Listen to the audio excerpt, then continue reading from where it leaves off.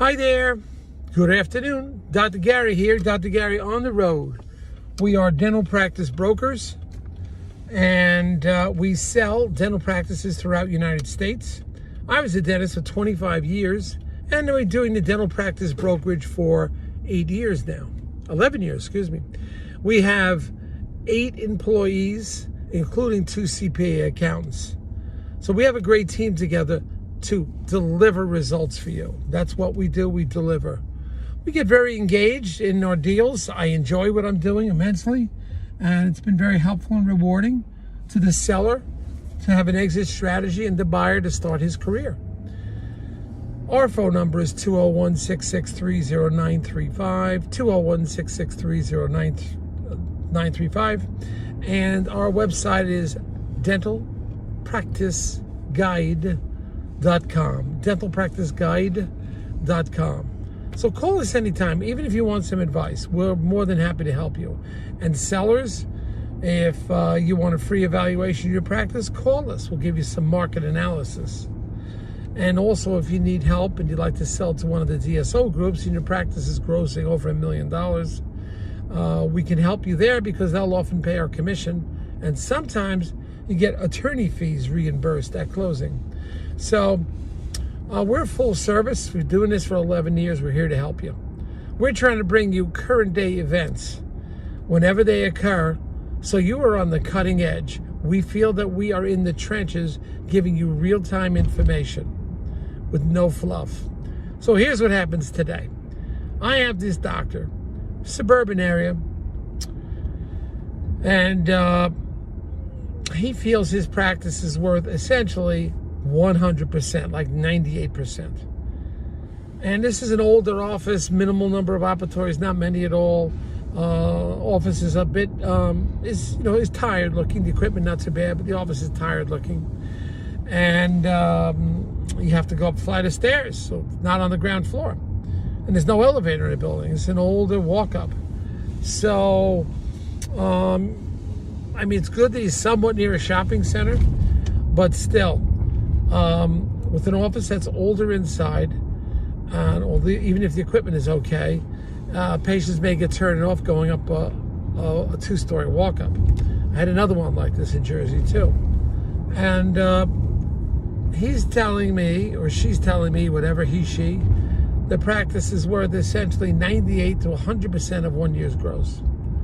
I said to them, in today's marketplace, that's a bit challenging. Those aren't the values we generally work with if it's a small practice and if it's being purchased by a private individual.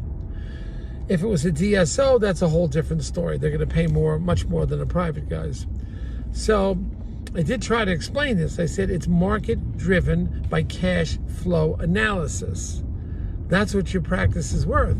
It's worth what the buyer's willing to pay, what the seller's willing to let it go for, and what the bank is willing to finance.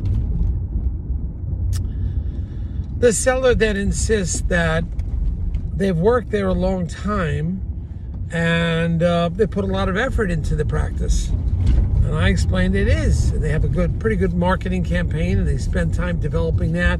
He explained how he spent so much time developing his logo, and he's going to give his logo to the new doctor. He says it has to be worth the potential. And I explained practices aren't paid on potential. Potential is its marketing value.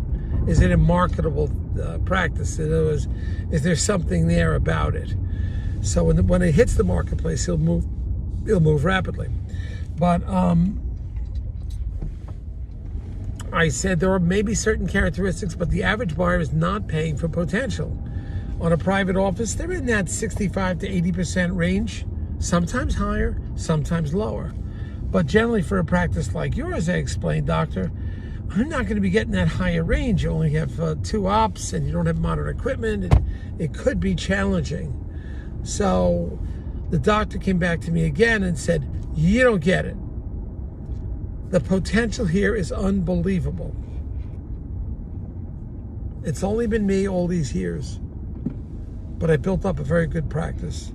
So who's ever buying it should benefit from my years of service.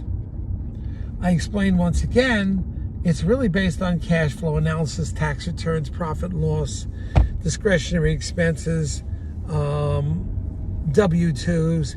So we have to know the expenses. And, you know, based on the averages, it's hard to get 98%. And I did mention it to my buyer. He said, that's not a candidate for 98%. It's what my buyer said. So I went back to the seller this morning and said, well, you know, buyer is not going to pay 98% for your practice. It's just not happening. He's not doing it. So the seller then started explaining about the quality aspects of the practice, and it's ready to take off to the next level. He built it up quite a bit, or she built it up quite a bit, and this is a special opportunity for somebody that my buyer should just grab it. My buyer said it's not my wheelhouse, not at that price. So we've got to calm the seller down and try to reason with them. But this is what happens in our world. So I'm talking to them now. Perhaps if I bring another buyer and they're also offering, they're not offering 98%, then after a while, maybe the seller will get it. That it's hard to get 98% for a GP dental practice unless there are extraordinary conditions. So we're going to see what we can do. But we could not service the doctor, and I guess we'll just pull out. That's what it is. We're not going to keep hanging in there. It wouldn't be fair to him, wouldn't be fair to himself, or to me, to keep trying to drag it out. So you have to be disappointed sometimes in these deals. This one's not working out. Move on to the next one. Thank you. Bye.